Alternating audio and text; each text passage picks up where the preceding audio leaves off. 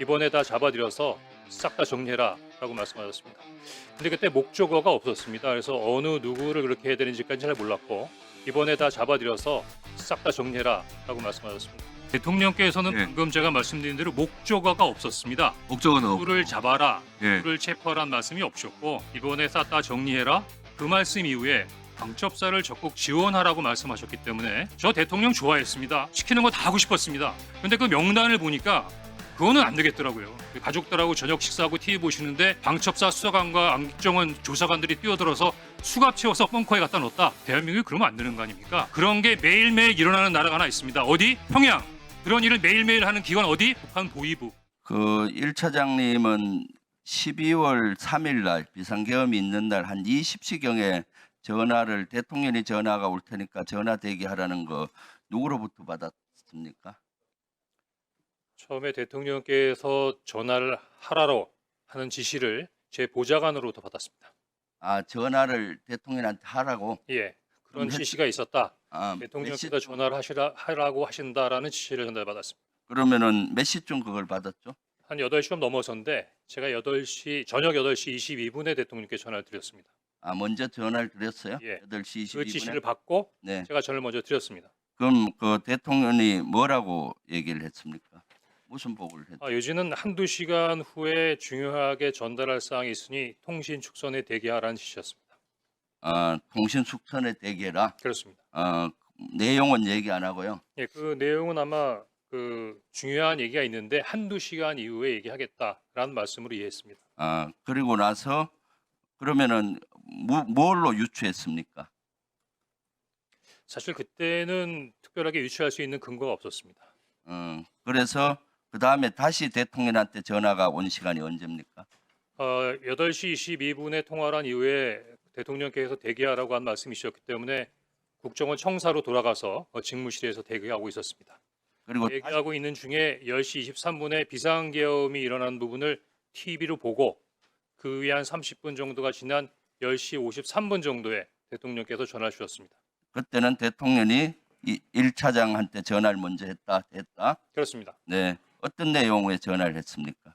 첫 번째는 비상계엄을 발표한 사실을 확인했는가 하는 부분이고 두 번째는 아까 윤건영 의원님께서 질문했던 내용과 동일합니다. 중요한 요지는 그 방첩사령부를 적극 지원하라는 부분이 이어지셨습니다. 방첩사를 적극 지원하다. 그리고 또 있었잖아요. 뭐 잘 지원하면은 예산도 주고 수사권도 주겠다. 뭐 이런 얘기. 아니 그런 말씀은 아니셨고요. 네. 풀 텍스트를 직설화법으로 원하신다면 그대로 말씀드리겠습니다. 그럼 방첩사를 예, 지원하라. 전화를 받으니까 네. 비상계엄 발표하는 걸 확인했냐고 묻었고 네. 그다음에 조금 좀 강한 어투라서 말씀드리기가 좀 어렵습니다만 하여튼 이번에 다 잡아들여서 싹 다 정리해라라고 말씀하셨습니다.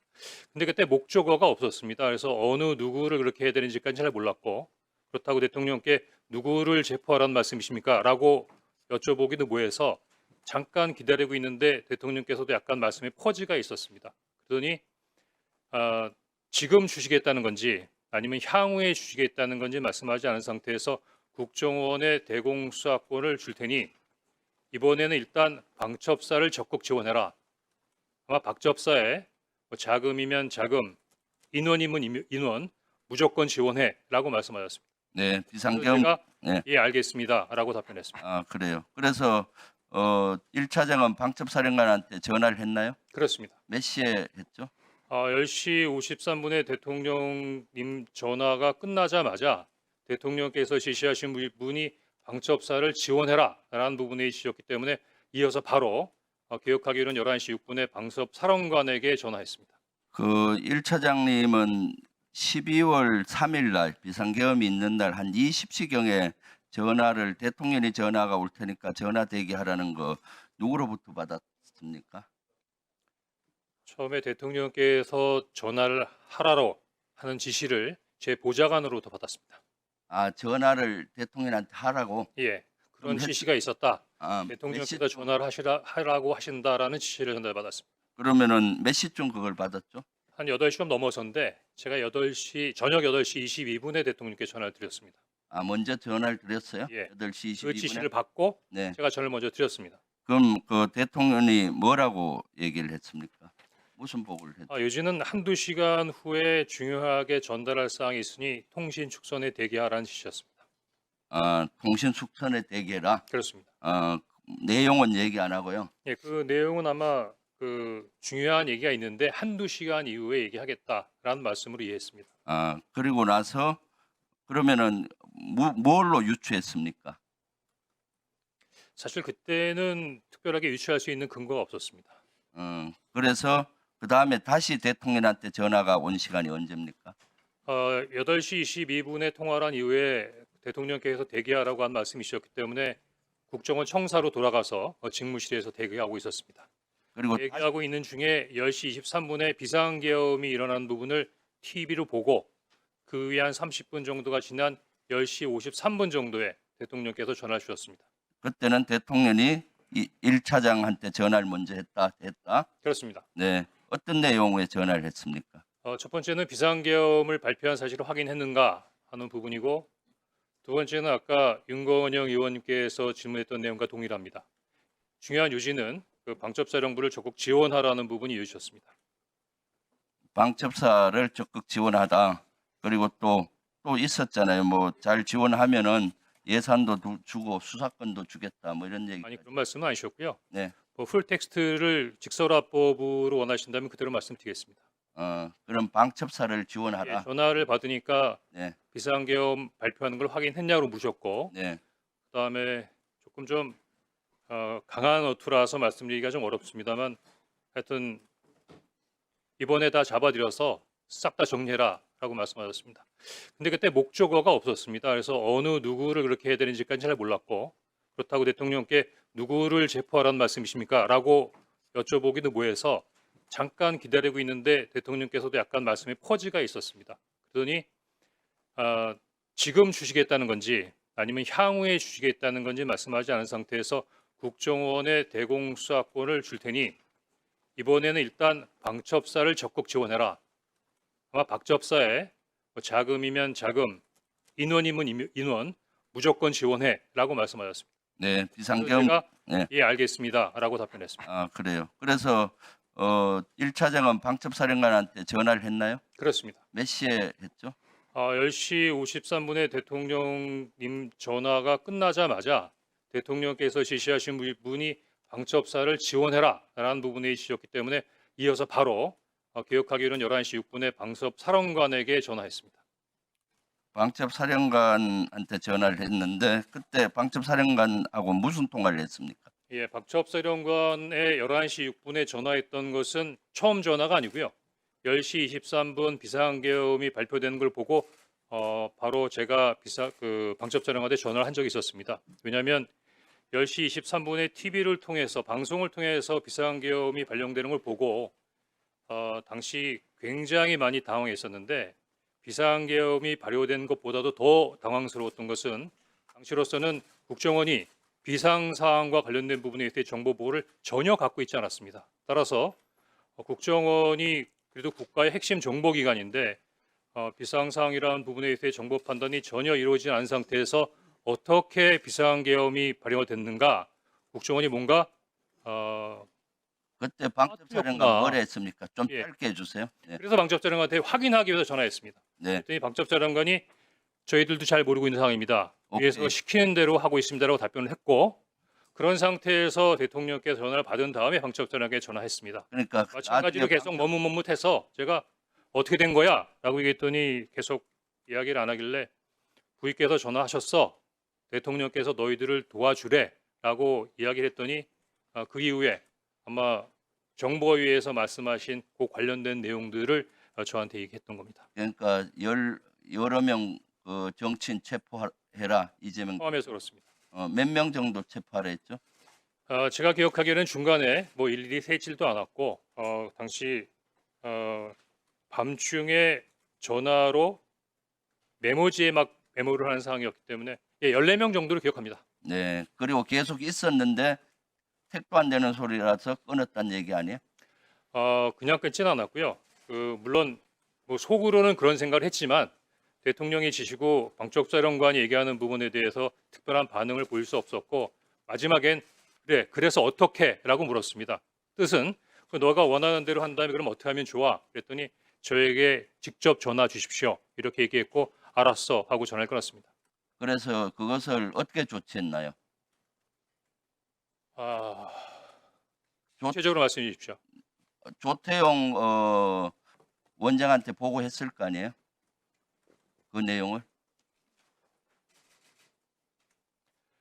제가 지난 1년 넘게 우리 조태용 아니, 원장님을 지금 시간이 수시로 많지 않으니까 모셨습니다. 보고했죠. 예, 근데 원장님께서 저한테 보고를 받지 않았다라고 말씀하시고 계시기 때문에 제가 참 뭐라고 말씀드리기 좀 어려운데 몇 시에 보고했? 엄중한 자리인 만큼 네. 대통령으로부터 전화를 받았고 방첩사령관으로부터 엄중하고 민감한 사항에 대한 내용을 받은 것을 어떻게 데피티가 원장님께 보고드리지 않을 수가 있겠습니까? 또 지휘 개선으로도 잠깐만요. 시간이 없으니까 내가 질문하고 나머지 답변하세요. 그래서 조태용이 보고받고 그다음에 차장은 뭘 했고 국정원은 그다음 뭘 했고 그다음 조태용 원장이 그 사직서내라고 통보했잖아요. 그까지 좀 얘기. 원장님 송구합니다만 그냥 당시 제가 기억나는 대로 말씀드리겠습니다. 아마 국정원장께서는 하루에도 뭐 책 한두 권 정도의 정보 보고를 받으시고 워낙 많은 보고서를 받으시고 또 더구나 총리님께서도 말씀하셨지만 충격적인 사항이라 아마 당시 상황이 많이 헷갈릴 수 있으십니다. 더구나 제가 얘기한 부분이 굉장히 단편적이고 조태용 원장님께서 12월 6일 날그 기자회견 하셨던 것처럼 제가 대통령께서 정치인을 체포하라고 지시하셨습니다라고는 보고하지 않았습니다. 다만 그 정황상 관련된 보고를 드렸는데 10시 53분에 대통령으로부터 전화를 받고 11시 6분에 방첩사령관으로부터 어떤 내용인 줄 알게 됐습니다. 제가 방첩사령관에게 전화를 할 때는 우리 국정원이 놓쳤지만 아마 대통령께서 이렇게 싹 다 잡아드리라고까지 말씀하시는 거 보니까 국내에 장기 암약하던 간첩단 사건을 적발했나 보다. 그래서 아마 이렇게까지 긴급하게 진행돼야 된다고 생각하고 국정원에까지 지원을 요청한다고 추정했었습니다. 그런데 여인영 간첩사령관으로부터 체포 대상자 명단을 받아보는 순간에 이게 뭐가 잘못됐구나라고 전반적인 사항이 흐트러져서 이해하기 어려웠습니다. 더구나 11시 6분에 방첩사령관하고 통화한 다음에 11시 30분에는 그 원장님께서 지시하셔서 원장님 직무실에서 긴급 정무직 회의가 열립니다. 만약에 자리에 안 계셨다면 모르지만 방금 대통령으로 전화받고 방첩사령관으로 전화받은 내용을 11시 6분에 알고 있는데 11시 30분에 정무직 회의 때 바로 제 앞에 앉아 계셨거든요. 그거 어떻게 말씀 안 드릴 수가 있습니까? 네. 자, 정리하세요. 예. 다시 한번 말씀해 주십시오. 12월 5일 날 조태용 원장이 사직서 내라고 내야 되지 않겠냐. 근데 그 부분도 지금 저기 그 국정원장님께서는 그 홍장원 차장이 정치적 중립 위반 의무를 위반했기 때문에 경질했다고 말씀하시는데 알았어요. 12월 5일 날 저한테 말씀하신 내용하고는 전혀 다릅니다. 국정원장과 대화를 나눈 적이 있습니까? 예. 무슨 이야기를 했습니까? 당일날 오후 4시경에 원장님께서 부르셔서 12월 4일입니까? 12월 5일입니다. 5일. 예. 예. 12월 5일 오후 4시경에 원장님께서 부르셔서 원장님 직무실로 갔습니다. 원장님께서 평소처럼 굉장히 따뜻한 목소리로 말씀하셨었는데 상당히 안타깝다라는 느낌이 묻어있는 목소리로 우리 정무직들이 다 그렇잖아요. 나도 마찬가지입니다. 라고 하면서 사직서를 내달라고 하셨습니다. 그때 이유를 물어보지 않았지만 저는 그 이유를 충분히 능히 짐작하고 남았습니다. 왜냐하면 12월 3일에 대통령께서 지시하셨는데 아마 4일, 5일 정도면 비상계엄 현장에 국정원 직원이 한 명도 출동하지 않았던 부분들을 확인할 수 있으셨을 테니까 이게 뭔가 국정원의 지시가 정상적으로 집행되지 않았다라고 생각하셨고 아마 거기에 따른 부분에 있어서의 경질이다. 지시에 대한 불이행에 대한 경질이다라고 저는 판단했기 때문에 두말 없이 예라고 했고 원장님께서도 사직서를 내주셨으면 좋겠습니다라고 말씀하셔서 예라고 말씀드렸고 그러면 인사기획관을 방으로 보내겠습니다라고 하셨습니다. 그런데 저도 궁금하잖아요. 그래서 일어나기 전에 한 가지는 여쭤봤습니다. 이게 대통령의 뜻입니까? 우리 원장님께서 네라고 대답은 안 하셨는데요. 그러면 정무직 인사를 누가 하겠습니까? 원장님은 인사 제청권이 있지만 인사권은 없습니다. 그러면 제가 여쭤봤을 때 대통령의 뜻입니까? 정무직 인사는 누가 하겠습니까? 저는 그거를 대통령의 뜻이라고 이해했습니다. 그러면 거기서 뭘 확인한 건 아니고 그 정도 대화하고 사실서를 내줬습니까?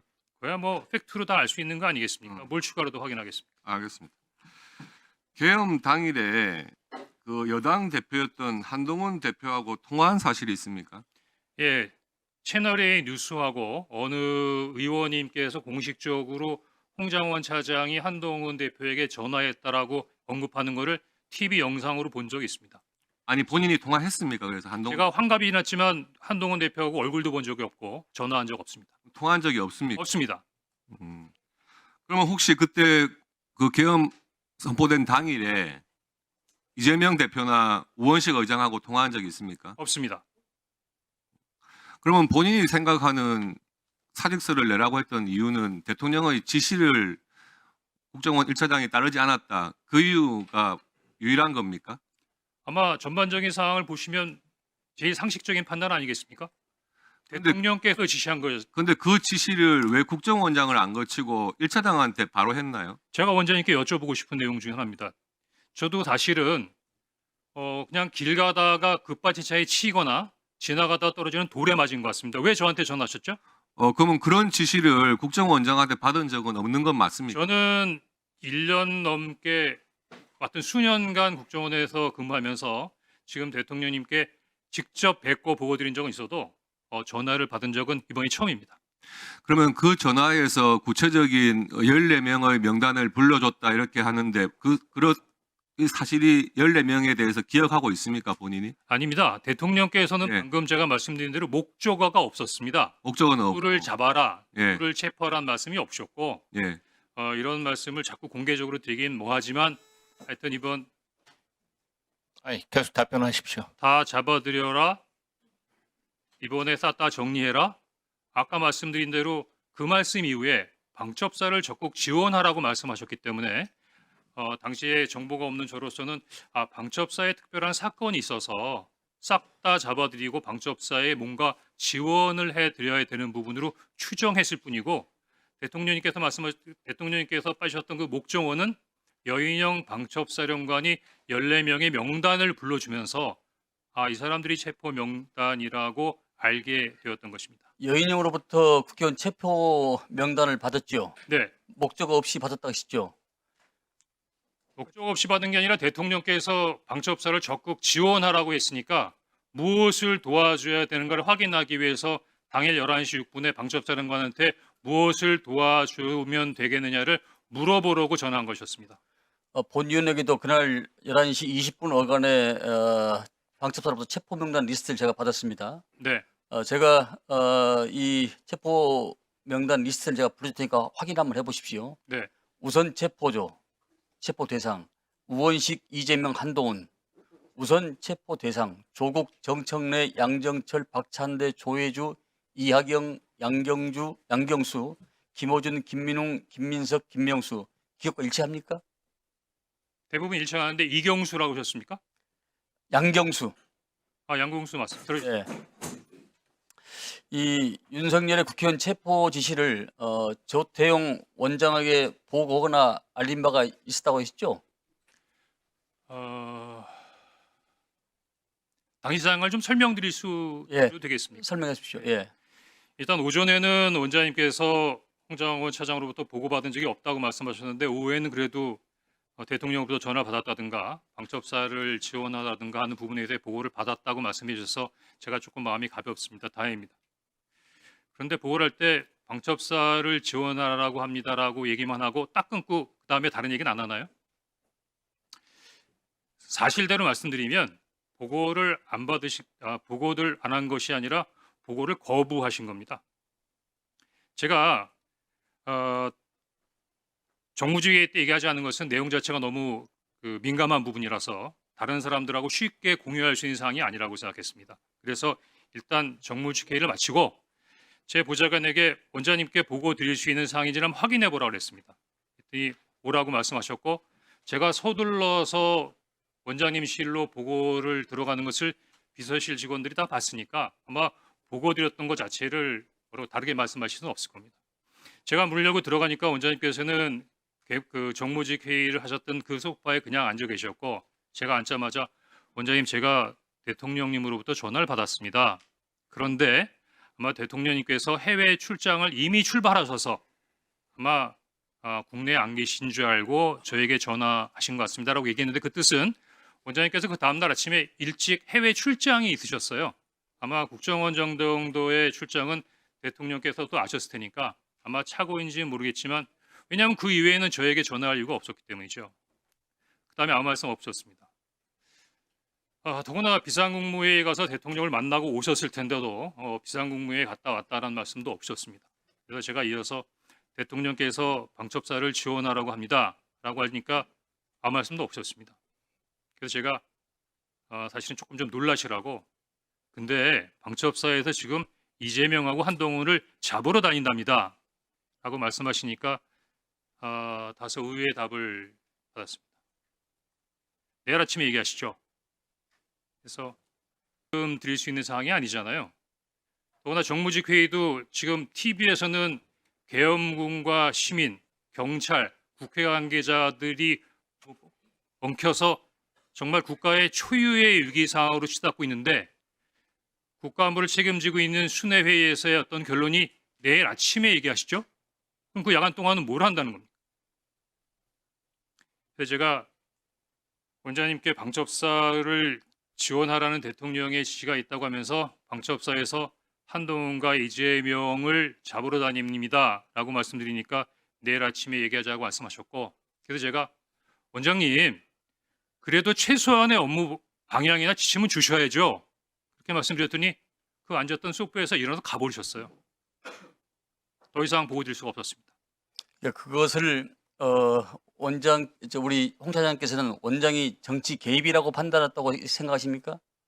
제가 보기엔 지금 원장님께서 정치 개입이라고 판단하는 것은 그 내용이 아니라고 생각합니다. 그 정치 개입이라고 원장님께서 말씀하신 건 다른 얘기인데요. 그 다음 날 11시 30분 정무직 회의가 끝나고 난 다음에 원장님께서 이런 제의를 하십니다. 통상 일주일에는 한 번이나 두 번 정도 정무직 회의를 하는데 상황이 엄중하니까 우리 매일 아침마다 티타임을 하면서 상황 관련된 부분에 대한 대처 협의를 합시다. 저는 그거를 아침마다 9시에 원장님하고 티타임 하면서 이런저런 부분에 있어서 업무를 협의해야 한다고 생각했고 그러면 원장님께 어떤 아이디어를 드릴 수 있을까라는 생각을 했습니다. 그래서 5일날 오후 정도로 기억이 되는데 그때 오전에 야당 대표께서 비상계엄에 군을 동원해서 도리어 북한의 군사위협이 더 가중되는 면이 있다라는 발표를 하시면서 조금 북한 군사에 대한 북한의 군사 위협에 대한 약간의 불안감을 느끼시는 말씀을 하셔서 그래 맞다. 지금 비상계엄은 뭐 대통령께서 직접 하신 부분이니까 대통령실에서 할 수도 있는 부분도 아니고 국회도 이렇게 혼란스러운 상태에서 그냥 원장님께서 야당에다가 얘기해서 북한 관련된 부분 한반도의 안보 상황 우리 국정원이 잘 관리하고 있습니다. 해외 관련된 부분의 동맹과도 잘 소통하고 있고 국내 사회 질서도 잘 나름대로 관리하고 있으니 국정원이 앞으로 나름대로의 어떤 비상계엄 이외의 여러 가지 부분에 있어서의 국면을 잘 감당하겠습니다. 뭐 그렇게 전화 한 번 하는 게 없겠느냐고 브레인스톰 차원에서 그냥 건의드린 겁니다. 물론 네. 이것 때문에 원장님이 저를 경질했다고 생각지 않습니다. 가만히 계세요. 왜냐하면 지금은 다들 알고 계시지만 12월 6일만 하더라도 이런 사항에 대해서는 알고 계신 분이 많지 않았기 때문에 아마 원장님께서도 12월 6일날 당일날 12월 3일날 홍장원이가 대통령 말 안 들어서 경질한다는 말씀을 하실 수 없으셨을 겁니다. 다만 거기에 대한 이유로 그 이야기를 하신 것 같고 다만 제 입장에서는 대단히 억울하고 문제시되는 게 대부분 잘 자세히 보시지 않으면 잘 모르시겠지만 국정원법 11조에 보면 국정원 직원이 정치 중립을 위반하면 7년의 징역에 처할 수 있도록 되어 있습니다. 그러면 원장님께서 평소와 다르게 11월 6일 12시에 국정원장께서 이례적으로 자청하셔서 기자회견을 한 상태에서 홍장원 차장을 정치 중립 의무의 위반으로 인사 경질했다고 하는 부분은 죽으라는 거예요. 사법적으로 매장하겠다는 겁니다. 근데 그게 말씀으로 끝나지 않았습니다. 그 다음 날 네이버를 쳐보면 금방 알 수 있는 시민단체에서 저를 고발했고 12월 8일 그날이 대통령의 탄핵이 기각된 그 다음 날 저는 검찰로부터 시민단체가 고발한 정치중립 의무 위반 혐의로 피의자로 검찰에 출두하라는 통보를 받습니다. 그러면은 그 정도면 국회에 공익제보 보호를 요청해야 되는 상황 아닙니까? 네, 맞습니다. 자, 그러면은 우리 홍 차장께서는 경질당한 것이 정치적 보복으로 느끼셨겠네요. 처음에는 두 가지로 나눠서 생각해야 되는데 12월 5일에 얘기할 때만 하더라도 저 대통령 좋아했습니다. 시키는 거 다 하고 싶었습니다. 근데 그 명단을 보니까 그거는 안 되겠더라고요. 예를 들어서 위원장님 집에 가셔서 편안하게 가족들하고 저녁 식사하고 TV 보시는데 방첩사 수사관과 국정원 조사관들이 뛰어들어서 수갑 채워서 벙커에 갖다 넣었다. 대한민국이 그러면 안 되는 거 아닙니까? 그런 게 매일매일 일어나는 나라가 하나 있습니다. 어디? 평양. 그런 일을 매일매일 하는 기관 어디? 북한 보위부. 이상입니다. 그래, 한 가지만 마지막 질문 드리겠습니다. 그 국정원 쪽에서 한동훈 대표한테 체포와 관련하여 이러한 전화를 한 바가 있습니까? 그러니까 저를 물어보시는 겁니까? 국정원을 얘기하시는 겁니까? 차장님을 비롯한 국정원 내에서 일단 저는 방금 그 여당 의원님이 말씀하신 것처럼 한동훈이라는 분을 TV 이외에서는 뵌 적이 없고요. 전화 통화한 적 없습니다. 다만 국정원 내에서 어떤 일이 있었던 거에 대한 관련된 사항에 대해서는 특별한 정보 없습니다. 저는 차장님하고 지금 원장님하고 사이에 어떤 뉘앙스나 이런 거 여쭤보는 게 아닙니다. 네. 제가 말씀드리고자 하는 거는 제가 지금 깜짝 놀랐어요. 그래도 대국정원에 차장을 역임하신 분이 어떻게 개인의 추정이나 판단에 의해서 제2 계엄이 있을 수 있다고 그렇게 이 자리에서 말씀을 하실 수가 있습니까? 개인의 추정이자 판단이지 않습니까? 자, 그러면은, 차장님 보세요. 제가 좀 이따가 여기 사령관들한테 하나하나 물어보겠습니다. 진짜 그 내란이, 웃어요, 지금? 제 표정이 잘 안 보입니다. 아니, 지금 웃으셨냐고요? 아닙니다. 의원님 말씀하신 거에 주목하고 있습니다. 자, 아까 2차 계엄 가능성을 얘기를 할 때, 여기 있는 사령관들이 내란의 혐의를 받을 수 있어서 좀 더 적극적으로 나설 수 있다 이렇게 말씀하셨잖아요. 정의원 의원님, 좀 배경을 말씀드리면 아니, 그 조금 이따 질문을- 시간 드릴 테니까. 질문을 받았습니다. 예. 지금 이 자리에서 제가 얘기하는 것이 아니라 12월 6일 정보위원회에서 그렇게 얘기를 했냐라고 말씀하셔서 그 자리는 다소 이렇게 공개적인 자료가 아니라 정보위원장과 양당 간사가 있는 자리니까 제 의견을 얘기한 것입니다. 공개적으로 얘기한 것이 아니고 제 추정으로 얘기했습니다. 맞습니다. 비상계엄이 있은 날부터 지금까지 원장님께서 어떤 의지나 또 나름대로 어떤 사항을 전하 주변에게 설명하신 적이 없습니다.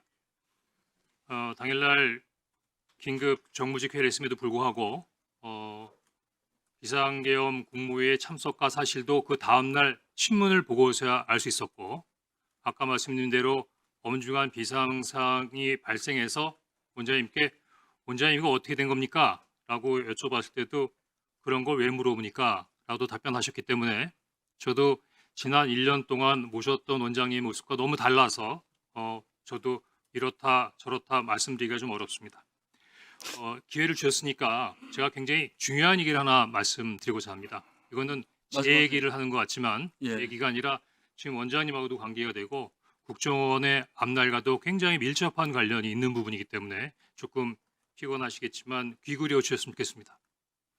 말씀하세요. 저는 그 12월 6일자로 정치 중립의 의무를 위반했다는 원장님의 인사 제청으로 경질됐습니다.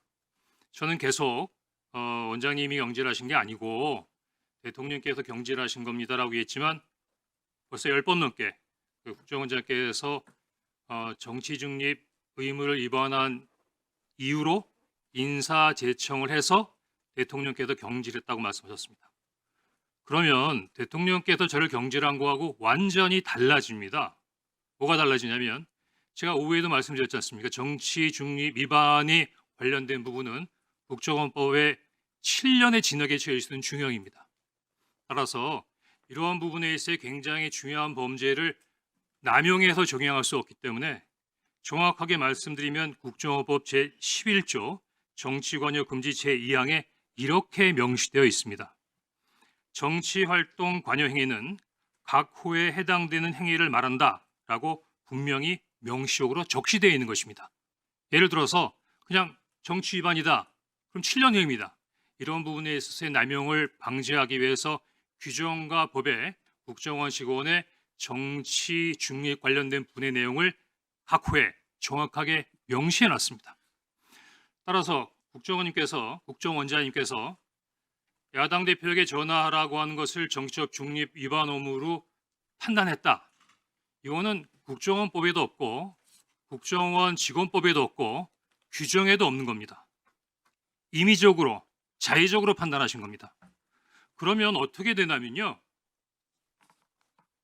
인사제청권자인 국정원장께서 국정원 법과 규정에 근거하지 않은 상태에서 자의적으로 판단하고 인사권자인 대통령에게 건의해서 저를 경질한 겁니다. 그럼 제가 보기에는 국정원장님이 저에 대해서 인사권자에게 허위 보고를 한 것이고 무고입니다. 인사제청권의 남용입니다. 따라서 12월 6일 날 있었던 저에 대한 경질은 원천 무효이고 불법입니다.